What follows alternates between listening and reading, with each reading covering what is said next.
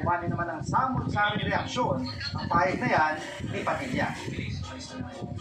Kami ang inyong mga kapatid sa Balitan at Public Service, dapat una sa lahat. Abang ipulan kami bukas dito sa TV5, 1PH, RTTV, True TV at 105.9 True FM. Susunod na po ang Frontline Pilipinas. Live mula sa TV5 Media Center Reliance. Kasama ang buong pwersa ng News 5. Ito ang 28 KBP Golden Dove Awards at 13th Makatawa Awards Best TV Newscast. Frontline Pilipinas. Senator Chico Estrada makukulong na naman sa kasong pandarambong.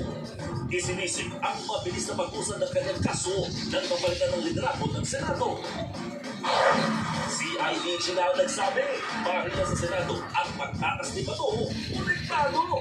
Pagsakay ni Bato sa sasakyan ni Padilla, planado umano. News 5 Exclusive. Bumaba ka rito!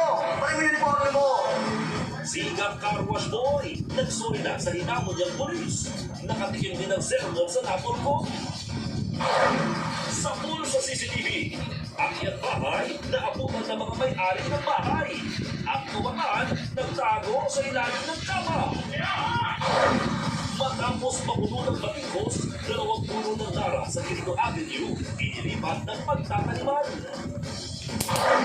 Abiso naman sa mga kapatid natin budgetarian. Mga school service may tasingin ngayong pasukan. Ito na nga. Mateo Cadicelli, may bagong misyon dito sa Kapatid Network. Kung ano yan, alamin natin mismo kay Mateo dito sa Frontline Live.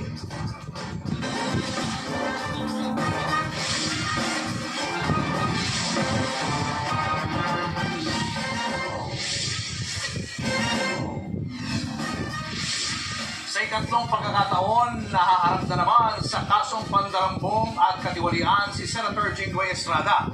Ngayon, para naman yan sa mga mahigit kalahating bilyong pisong kickback daw sa flood control projects. At bukod kay Estrada, nahaharap din sa mga kasong pandarambong si dating DPWH Secretary Manuel Bonoan at 2 iba pa.